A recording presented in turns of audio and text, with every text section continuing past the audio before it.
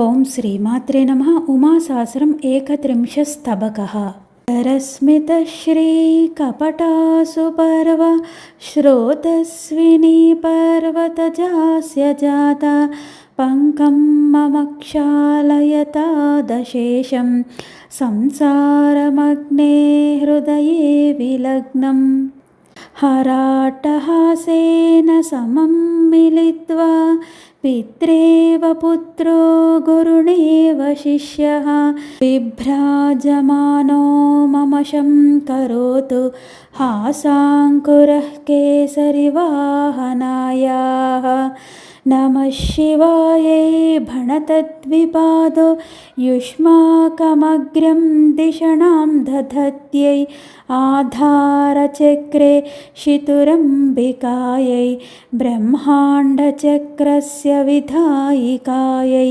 नदन्ति गावोऽपि विशिष्टकाले श्वम्बेति यो नाह्वयते स किं न लक्ष्यं पुनः प्राणवदस्तु सर्वं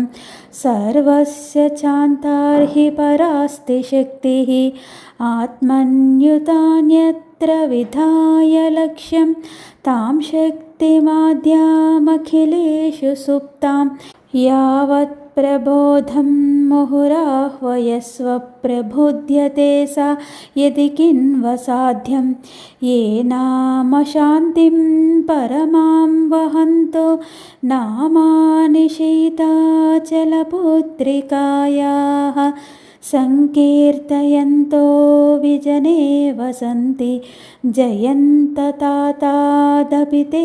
जयन्ति नामानि संकीर्तयतां जनानां कारुण्यवत्याः खरिवक्त्रमातुः पुनर्जनन्या जठरे निवास दायासवत्ता भवतीति मिथ्या पापैः समन्तात् समभिद्रुतोऽपि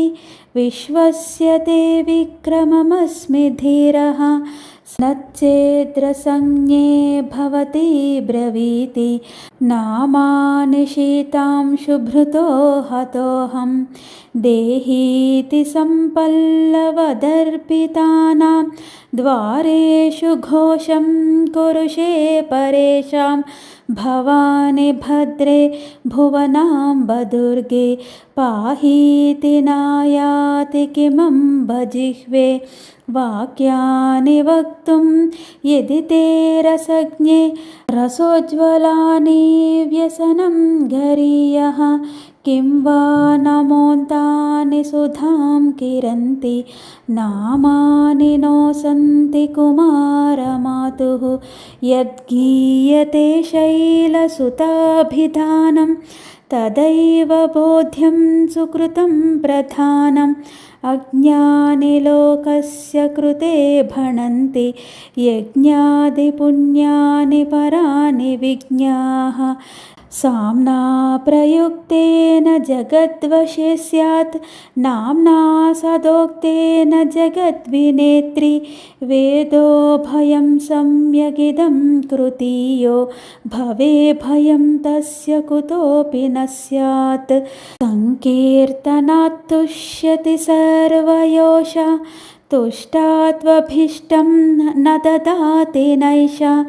इमं त्वविज्ञाय जगत्युपायं व्रजन्त्यपायं बहुधा मनुष्याः भाषे भुजङ्गाभरणप्रियाय नामानि कामानि तरान् विहाय अपि प्रपञ्चातिघोरकृत्यं करोतु किं मां तरुणेरपत्यं यज्ञेन दानैः कठिनव्रतैर्वा सिद्धिं य इच्छेत् स ग्रहीतुमिच्छेत् मातः शयानोऽङ्कतले शशाङ्कं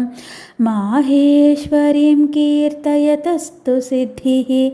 रहस्यतन्त्राणि विविच्य दूरं व्याजं विमुच्य प्रवदामि सारं नामैव कामारि पुरन्ध्रिकायाः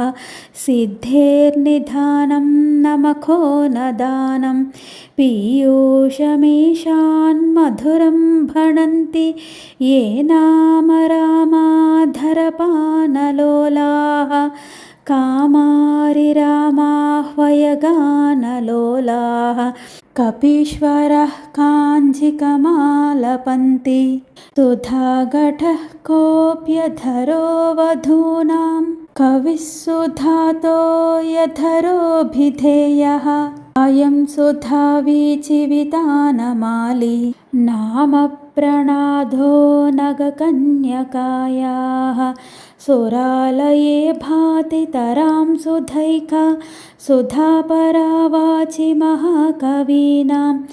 बिम्बाधरे कञ्जदृशां सुधान्या सुधेतरानामनिलोकमातुः माधुर्यमाभात्य धरे वधूनां चकोरबन्धुः शकले प्रसादः त्रिस्रोतसो वारिणि पावनत्वं त्रयञ्च नाम्नी त्रिपुराम्बिकायाः या माधुरी प्रेमभरेण दष्टे जागर्ति कान्तावरदन्तचेले सादृश्यते भक्तिभरेण गीते धराधराधीशसुताभिधाने यत्तेजगल्लम्पटकेऽपि वर्णा स्तन्मे मृतं नाम नगात्मजायाः लालामयो यो ममतं ब्रवीषि सुधामयं स्त्रीदशनच्छदं त्वम् उच्चारयोच्चाटितपातकानि नामानि जिह्वे भुवनस्य मातुः तदा वदामो मधुचोतरम्भा रामाधरास्ते रुचये यदि स्युः आक्षेपमीक्षोरधिकं विधत्ते पीयूषदोषानभितोऽभिधत्ते कान्ताधरारब्धदुरन्तवादः कपर्दिकान्तावरनामनादः विश्वासहीनैः सुतरामबोध्यं नामानुभावं नगकन्यकायाः जयन्तु सिद्धैरपि गीयमानं गायन्त्ययेता उपजातयोनः। इति श्री भगवान् महर्षि रमणास्ते वासिनो वासिष्ठस्य नरसिंहसूनोः गणपतेः कृत उमासहस्रे 31 स्तबकः समाप्तः। ॐ उमायै नमः। ॐ उमायै नमः। ॐ उमायै नमः। ఓం శ్రీమాత్రే నమః. జై కామాక్షి, జై కామాక్షి. ఓం శ్రీమాత్రే నమః.